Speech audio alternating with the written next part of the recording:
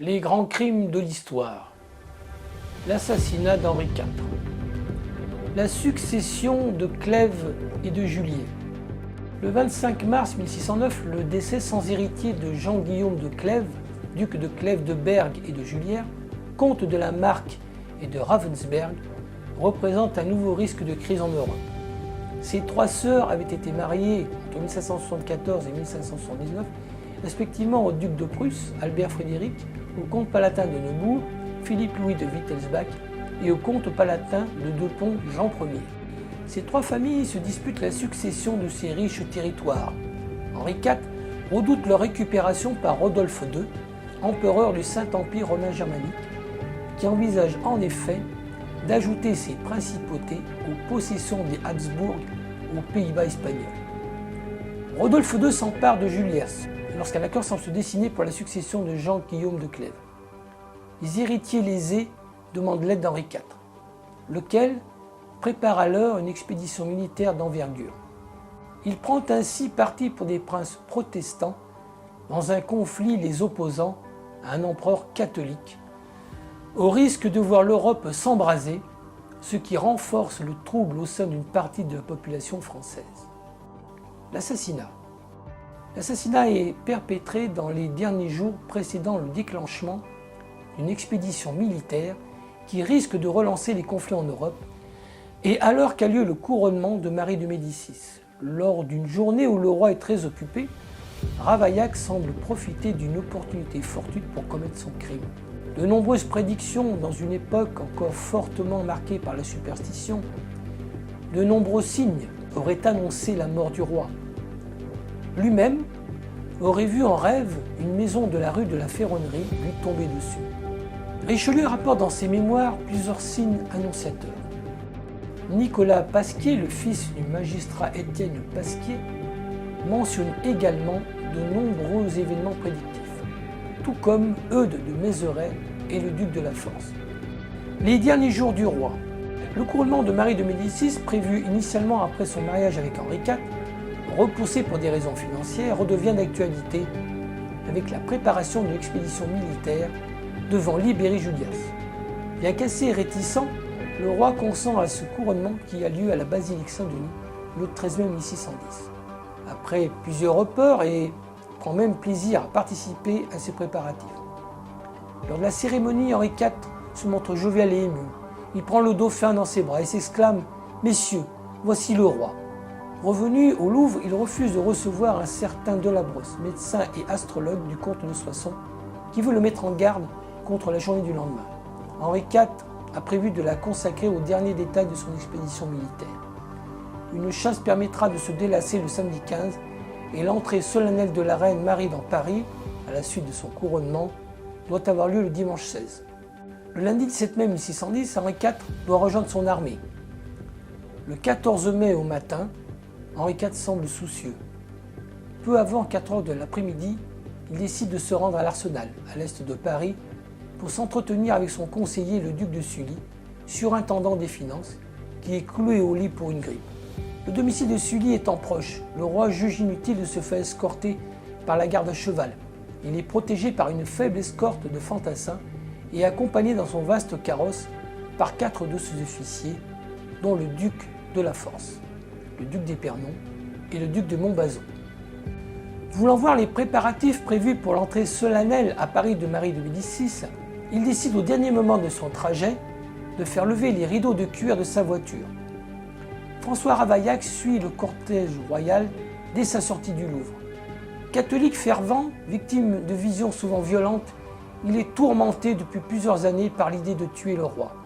Ces derniers mois, il a tenté à plusieurs reprises de le rencontrer pour le convaincre de combattre les Huguenots.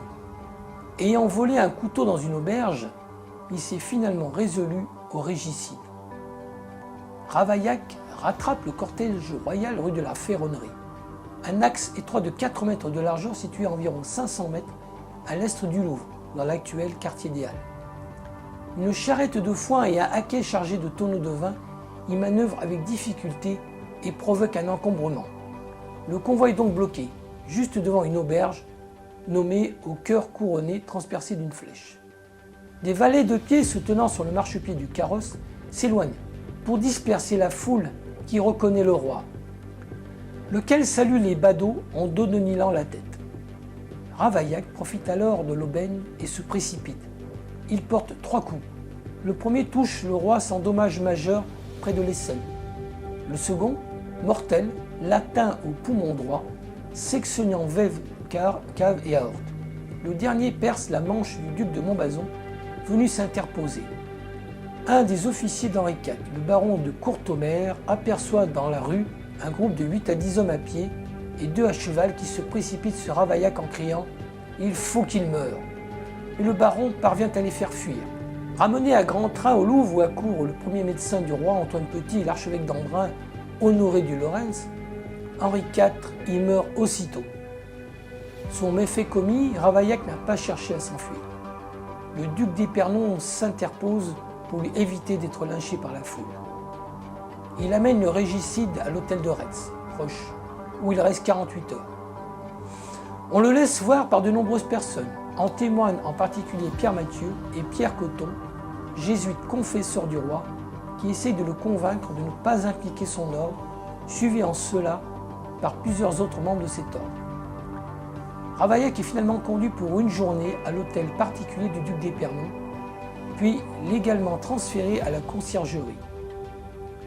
Les conséquences immédiates. Dans les jours suivants, le régicide, plusieurs habitants du royaume de France sont condamnés pour avoir publiquement approuvé l'acte de Ravaillac ou avoir proclamé qu'ils auraient voulu être à sa place.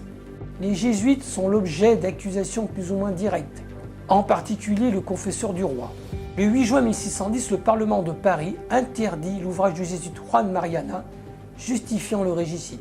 C'est dans cette atmosphère pesante que Ravaillac est jugé et la continuité de la monarchie assurée par une régence. Les funérailles du roi apaisent le royaume.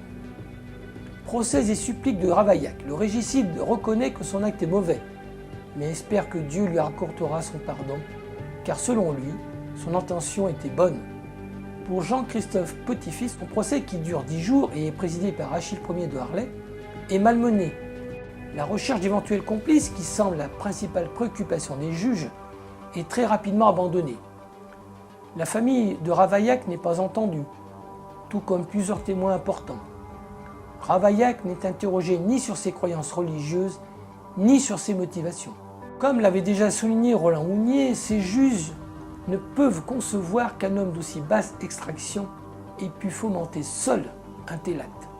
La plus grande partie des interrogatoires vise donc à lui faire avouer l'identité d'un ou plusieurs complices ou commanditaires d'importance. Ravaillac est condamné à mort par le Parlement de Paris qui conclut à l'acte isolé d'un fanatique catholique. Son ordonnance d'exécution pour l'inhumain régicide par lui commis en la personne du roi Henri IV du 27 mai 1610 précise que le condamné, une fois soumis à la question à 4 reprises puis pénitence faite, doit être conduit en place de grève où il est destiné à être tenaillé aux mamelles, bras, cuisses et gras des jambes. Sa main droite qui tenait le couteau avec lequel il a commis le dit régicide sera brûlée de feu et de soufre et sur les endroits tenaillés il sera jeté du plomb fondu, de l'huile bouillante, de la poix, de la résine brûlante, de la cire et soufre fondu ensemble. Ensuite, son corps sera tiré et écartelé par 4 chevaux. Les membres de son corps seront consumés au feu, réduits en cendres et jetés au vent. Après avoir entendu en confession par les docteurs de la Sorbonne Jean Filozac et Guermache, Ravaillac est tiré de la conciergerie, puis amené devant la cathédrale Notre-Dame de Paris, où il doit faire amende honorable, pieds nus, en chemise, un cierge à la main. Il monte ensuite dans un tombereau à ordures qui le conduit place de Grève, l'actuelle place de l'Hôtel de Ville, sur un petit échafaud où les supplices du bourreau Jean-Guillaume et de ses valets durent une journée entière. Le régicide est doté d'une robuste constitution, ce qui force notamment le bourreau à entamer les bras et les jambes avec un couperet. Lors de son supplice, Ravaillac semble décontenancé par la rage exprimée par la foule à son égard. Lorsque l'un des 4 chevaux devant le démembré doit être remplacé, il se serait écrié « On m'a bien trompé quand on a voulu persuader que le coup que je ferais serait bien reçu du peuple. » Plus tard, il demande si le peuple peut chanter le Salve Regina mais la foule s'y oppose violemment. Une fois le supplice achevé, celle-ci, devenue hystérique, disperse ses morceaux dans la ville, le reste de son corps étant brûlé et ses cendres dispersées.